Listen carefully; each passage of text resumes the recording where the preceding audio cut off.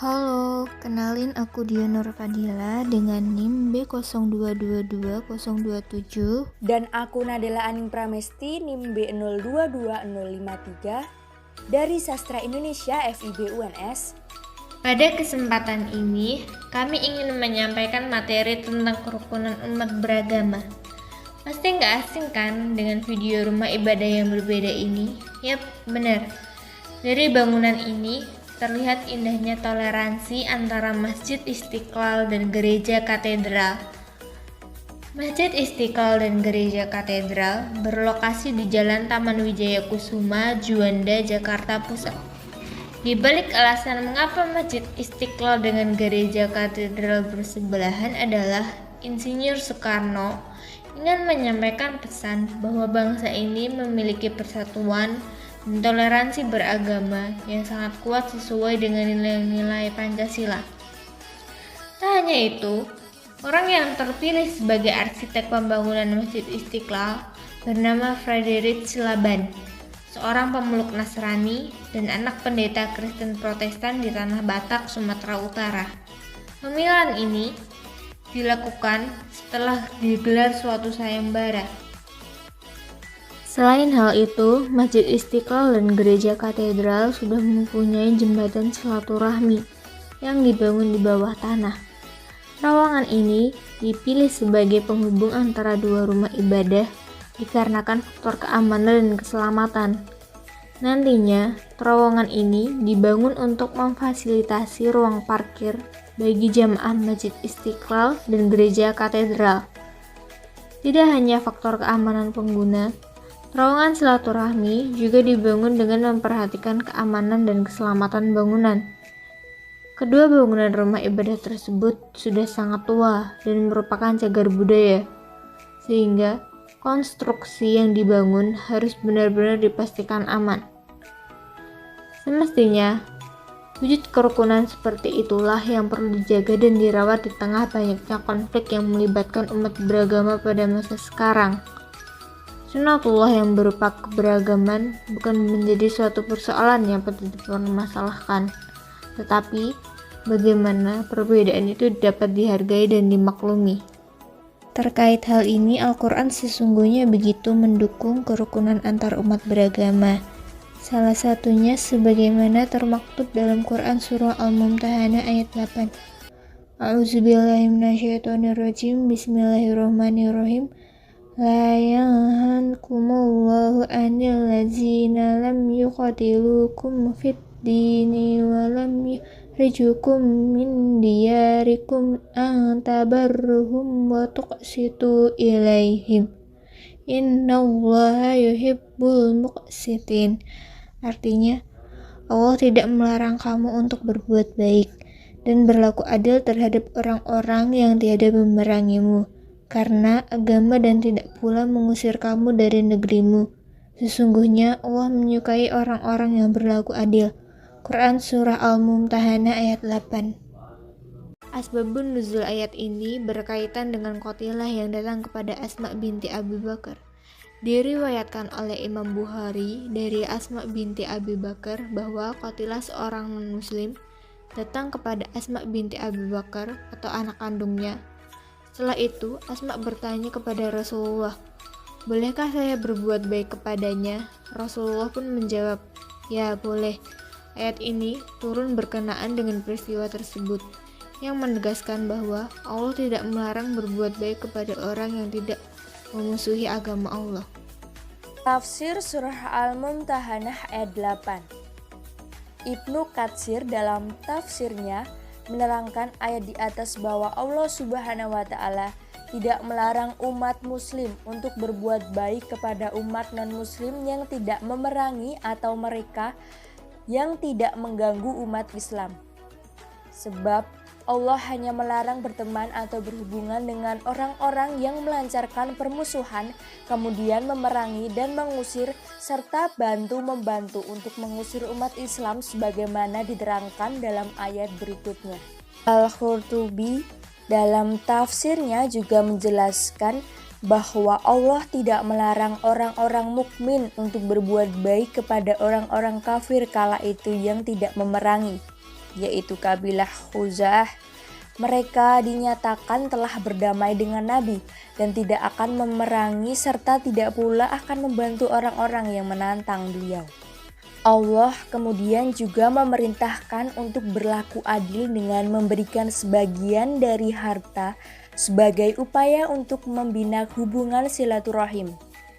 Ibnu Al-Arabi mengatakan bahwa yang dimaksud oleh firman Allah itu bukanlah bersikap adil, sebab bersikap adil adalah sebuah keharusan baik terhadap yang memerangi maupun tidak. Sementara menurut tafsir Kementerian Agama, ayat ini memberikan ketentuan umum dan prinsip agama Islam dalam menjalin hubungan dengan orang-orang yang bukan Islam dalam satu negara. Kaum muslimin diwajibkan bersikap baik dan bergaul dengan orang-orang non-muslim selama mereka bersikap dan ingin bergaul dengan baik pula, terutama dengan kaum muslimin. Seandainya dalam sejarah Islam, terutama pada masa Rasulullah dan masa para sahabat, terdapat tindakan kekerasan yang dilakukan oleh kaum muslimin kepada orang-orang musyrik, maka tindakan itu semata-mata dilakukan untuk membela diri dari kezoliman dan siksaan yang dilakukan oleh pihak musyrik itu sendiri. Selanjutnya adalah hidup berdampingan dalam perbedaan. Al-Mumtahanah ayat 8 yang juga dilanjutkan oleh ayat 9 sebagai sebuah informasi dari Allah untuk memupuk sikap rukun antar umat beragama. Sebab selama orang-orang yang berbeda agama tersebut tidak mengganggu atau tidak memusuhi umat Islam, maka tidak ada celah sedikit pun bagi umat muslim untuk bersikap tidak hormat apalagi mengganggu mereka. Bahkan Allah menekankan untuk berbuat baik kepada umat-umat di luar Islam yang toleran. Hal ini juga sebagai bukti bahwa Islam bukan agama yang berciri kekerasan, sebagaimana yang selama ini dituduhkan.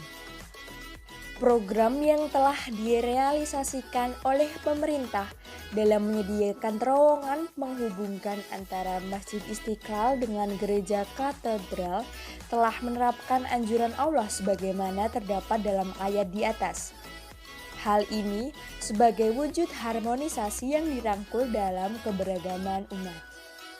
Agama bukan sebagai penghalang untuk tetap berhubungan baik satu sama lain. Dalam kehidupan sosial, setiap elemen masyarakat semestinya saling bersinergi untuk memupuk persatuan dan kesatuan. Maka, ketika fasilitas terowongan Istiqlal dan katedral ini dapat menggambarkan kehidupan sosial yang saling mendukung serta menjadi bukti bahwa umat yang penuh perbedaan tetapi dapat hidup secara berdampingan. Dukungan Allah terhadap harmonisasi umat beragama adalah suatu kenyataan yang tidak dapat dibantah dalam Al-Quran. Sebab sejatinya Allah menciptakan manusia dalam bingkai keberagaman yang menuntut upaya penyesuaian dan persatuan meski dipisahkan oleh perbedaan. Hal ini kemudian diwujudkan dalam berbagai bentuk yang dapat menciptakan kerukunan antar umat beragama. Sikap yang saling membantu inilah yang kerap dilambangkan sebagai bentuk silaturahmi dan kebinekaan Indonesia sesungguhnya. Rumah ibadah bisa berbeda fungsi dan terpisah lokasinya, tetapi bertemu dalam satu tujuan yakni menyembah Tuhan. Selain itu, masih ada beberapa lagi contoh kerukunan beragama seperti berita berikut. Selain kita berbagi untuk berbuka puasa, untuk melayani umat yang puasa, juga merajut kebinekaan. Jadi multiplier efeknya dapat. Ya kan, saling isi, saling asa, saling asuh. Saya berharap bahwa teman-teman yang ekonominya mampu, kita harus merangkul mayoritas karena kita perlu persatuan dan kesatuan. Kita satu bangsa tanpa embel-embel pribumi dan non-pribumi. Kita perlu tekadkan bahwa we are Indonesia tanpa embel-embel.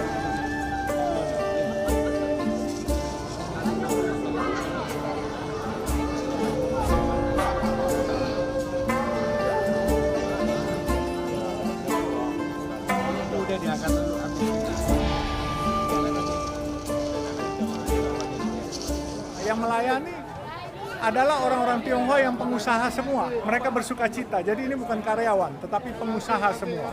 Jadi luar biasa ini. Ini umat Buddha, bukan Muslim Tionghoa. Yang Muslim saya doang di sini. Tahun lalu mereka bilang bahwa setelah mereka melakukan buka puasa, melayani ini, usaha mereka makin lancar ternyata. Ya alhamdulillah, nah, mereka percaya. Jadi tahun ini pun mereka lakukan hal yang sama. Ya senang aja, pengen aja. Jadi tiap tahun ada itu kita ikut aja gitu. Ini kan sepertinya amal aja gitu.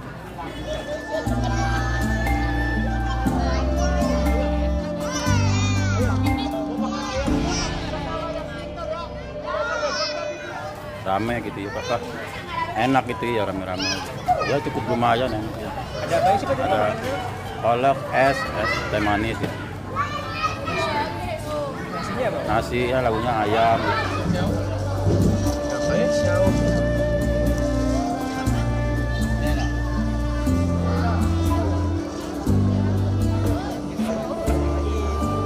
Kita harus beli dari warung setempat. Kita nggak boleh siapkan dari catering. Karena apa? Selain kaum duafa menikmati, fakir miskin menikmati, warung Tegal sekitar kita juga harus bisa menikmati. Kalau enggak, warung Tegal punya porsi yang biasa kaum duafa makan akan sepi. Oleh sebab itu kita berdayakan mereka. Jadi everybody happy. Sebagai wujud toleransi antar umat beragama, puluhan pemuda-pemudi dari Gereja Protestan Indonesia bagian Barat di Kota Makassar, Sulawesi Selatan melakukan bersih-bersih di Masjid Terapung Amirul Mukminin. Sejumlah bagian dari Masjid Amirul Mukminin di Jalan Penghibur Makassar, Sulawesi Selatan dibersihkan oleh puluhan remaja dari Gerakan Pemuda Gereja Protestan Indonesia bagian Barat di Kota Makassar pada Rabu sore. Selain sebagai bentuk toleransi antar umat beragama, bersih-bersih ini juga dimaksudkan untuk membantu pengurus masjid mempersiapkan pelaksanaan Idul Fitri agar berjalan dengan lancar. Dalam bersih-bersih masjid ini, para remaja tetap menerapkan protokol kesehatan, diantaranya menggunakan masker. Bela rasa dan kepedulian terhadap sesama dan saudara. Sapi kurban diterima oleh Kiai Haji Bukhori Sail Asatiri selaku Kepala Bidang Penyelenggaraan Peribadatan Badan Pengelola Masjid Istiqlal, didampingi oleh Abdullah Effendi, Panitia Pengadaan Hewan Kurban. Diketahui setiap tahunnya, Gereja Katedral ini selalu memberikan sapi kurban kepada Masjid Istiqlal sebagai wujud dari toleransi antar umat beragama di Indonesia. Tidak hanya itu, Gereja Katedral pun menyesuaikan waktu ibadah misa dengan mengubah jadwalnya agar tidak bentrok dengan waktu sholat Idul Adha. Ya pemirsa, hal ini sebagai salah satu bentuk toleransi antar agama. Langsung saja kita menyapa terkait dengan toleransi di sana. Selengkapnya akan disampaikan oleh Yusrin Zata langsung dari Gereja Katedral Jakarta. Iya, selamat pagi Zata. Mungkin bisa digambarkan begitu ya, bagaimana makna toleransi di Gereja Katedral yang setiap tahunnya juga ikut bersama-sama merasakan begitu ya, menyerahkan satu sapi pula. Betul, merasakan antusiasme dari perayaan Idul Adha kali ini. Silahkan Zata. Selamat pagi Alka dan juga Maria.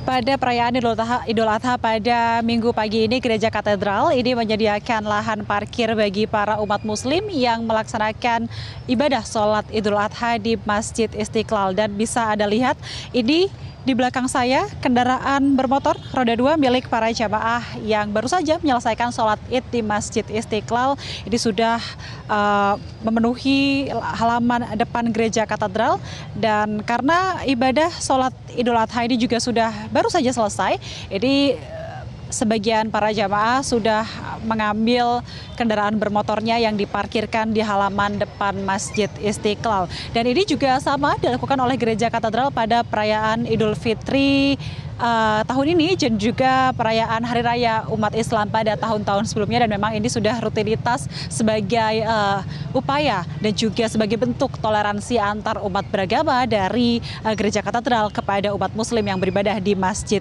Istiqlal. Memang untuk lahan parkir ini, halaman depan Masjid Katedral, halaman depan Gereja Katedral ini sudah dibuka sejak pukul 6 pagi, namun menurut pengamatan dari kami, ini sekitar pukul 4 atau 5 pagi ini sudah banyak para jamaah yang berdatangan untuk memarkirkan kendaraannya di halaman depan Gereja Katedral.